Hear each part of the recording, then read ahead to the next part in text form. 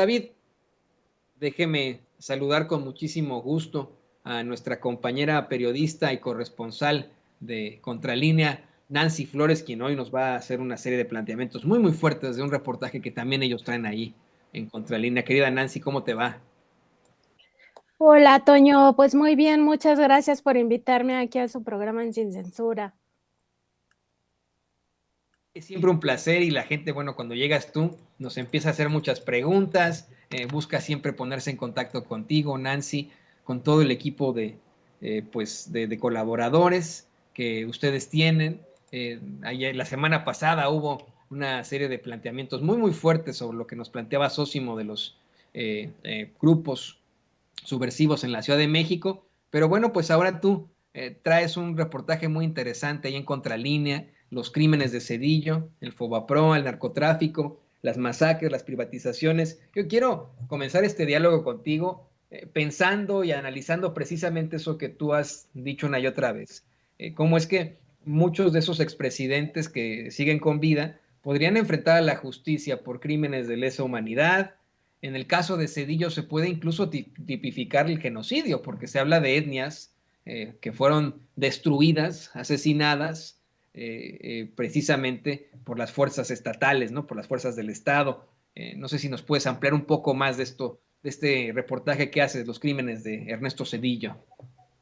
Así es, Toño, y también a tu audiencia, pues justamente en una revisión a propósito de las declaraciones que fueron a dar tanto Ernesto Zedillo como Felipe Calderón a España el 20 de octubre pasado,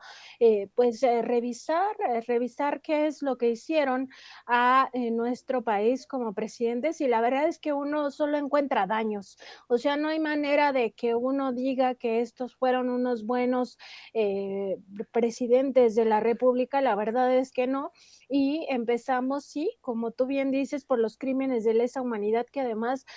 tanto en el derecho mexicano como en el derecho penal internacional, estos crímenes no prescriben. Y en este caso estamos hablando, pues, por lo menos de las masacres, estas masacres que tuvieron incluso repercusión internacional, como el caso de Acteal, el caso del Charco, Aguas Blancas y el Bosque, que por la magnitud de los crímenes, pues tuvieron una gran relevancia, pero no olvidar que dentro de estos crímenes de lesa humanidad, pues también existe, o existió más bien en el sexenio de Cedillo, una política pública contrainsurgente a propósito, pues, de este levantamiento indígena en Chiapas. El Ejército Zapatista de Liberación Nacional, no hay que olvidarlo, cuando él asume la presidencia tenía unos 11 meses de haberse dado a conocer, y todo el sexenio de Ernesto Zedillo fue un sexenio de atrocidades en el contexto del levantamiento zapatista de liberación nacional, de traiciones hacia los acuerdos de San Andrés, que buscaban, pues, no solo pacificar esta zona, sino sobre todo reconocer la autonomía de los pueblos indígenas. Y pues eso no ocurrió, y todo lo que aconteció alrededor de esta política pública para tratar de deslegitimar a este movimiento indígena, pero sobre todo para tratar de golpear y minar este movimiento, pues en realidad se constituyó en crímenes de lesa humanidad. Y de ahí, pues todo lo que te imagines. O sea, otro de los crímenes que no prescribe, o más bien de los delitos que son delitos continuados, pues tiene que ver con el rescate de los bancos. No hay que olvidar que en el caso de Ernesto Zedillo, pues se tomó esta decisión de rescatar a los de arriba en un contexto de crisis financiera muy relevante. Se le conoció a nivel internacional como el efecto tequila, porque fue golpeando otros mercados por la propia magnitud que tenía aquí en México el hecho de que los bancos recién privatizados un sexenio antes, pues no tuvieran esta capacidad de ver que en algún momento iban a caer en una quiebra técnica y después, pues, ya en una quiebra total. Entonces se cometió ese latrocinio del Fobaproa, que en su momento Ernesto Zedillo, y para este trabajo lo revisé directamente en el Diario Oficial de la Federación, y cualquier persona que lo busque a través de algún buscador de internet puede revisar qué dijo Ernesto Zedillo en 1996 acerca de esta deuda privada que convertía en pública. Pues justamente hablaba de que supuestamente iba a costar 180,000 millones de pesos, y en realidad no. O sea, realidad lo que está costando a las finanzas públicas de nuestro país supera o va a superar los 2.5 billones de pesos, más de 2,500,000,000 de pesos, que ni siquiera podemos imaginar cuánto dinero físicamente es, cuántos billetes significan eso, y comprometió 7 sexenios. O sea, esto es algo que casi nadie dice, pero de acuerdo con una estimación hecha por la Auditoría Superior de la Federación, esta deuda se podría terminar de pagar en 2042, y eso implica que todavía en los próximos 3 sexenios vamos a seguir pagando. Por supuesto, en el actual sexenio se sigue pagando parte de esta deuda del Fobaproa, y pues todo eso se ha hecho con recursos públicos. Y no solo eso, otros rescates también tuvo en su momento el expresidente Felipe Calderón. Ya estoy aquí confundiendo las que casi parecen lo mismo, pero no. Ernesto Zedillo también rescató las carreteras, otro sector que había privatizado Carlos Salinas apenas unos años antes, rescató los ingenios azucareros, y también todo el tema que tiene que ver con con aeronaves, con la aeronáutica civil. Todo esto lo rescató con dinero del pueblo, y por tanto, bueno, parte de lo que se plantea en este trabajo es que sus políticas fueron antisociales, en el sentido de que fueron abiertamente contrarias a los intereses de las mayorías empobrecidas en nuestro país. Fueron políticas públicas que limitaron directamente los derechos humanos, que son considerados también en necesidades humanas fundamentales, como la alimentación, la salud, el trabajo, abrigo, educación, vivienda, pero al mismo tiempo fueron políticas clasistas en beneficio de la clase alta. La burguesía de nuestro país fue rescatada con dinero público. El dinero público se empleó para rescatar a esa burguesía. ¿Y qué significan también estas políticas antisociales? Para que nos quede muy claro, pues que incrementan el número de personas en situación de pobreza, que amplían la brecha de desigualdad social, que restringen estos derechos humanos de los que ya mencionaba hace un momento, y también que deterioran la calidad de vida de la mayoría de las personas, sobre todo las personas en situación de pobreza. ¿Qué pasó en aquella crisis de 1995? Estalla en diciembre de 1994, pero sobre todo se prolonga hacia 1995, que se generaron al menos otros 5 millones de personas en situación de pobreza extrema. Al menos eso es lo que dicen los datos duros del Coneval, y recordar que estos datos oficiales pues siempre fueron maquillados por los gobiernos priistas y panistas. Entonces quizá fue mucho más el número de personas que cayeron en situación de pobreza, y al mismo tiempo, pues muchas personas que se consideraban, pertenecían a la clase media, pues en realidad bajaron a la clase baja.